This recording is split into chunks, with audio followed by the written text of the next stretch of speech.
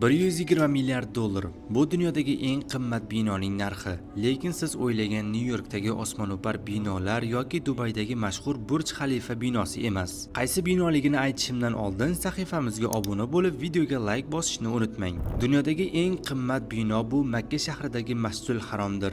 Masshtabini tasavvur qilishingiz uchun u Apple Park, Pentagon va dunyodagi eng qimmat stadionning umumiy qiymatidan ham qimmatroq turadi. Nega bunday qimmat? Chunki uning maydoni 88 ta futbol maydoniga teng va bir vaqtning o'zida 4 million musulmonlarni o'z bag'riga sig'diradi. Marmarlari Italiyadan keltirilgan, oltin esa turli mamlakatlardan olib kelingan. Konditsioner tizimlari 24 ga 7 ishlaydi. Quyoshda qizimaydigan maxsus marmar toshlar, minglab eskalator va liftlar, kosmodrom darajasidagi xavfsizlik tizimi mavjud.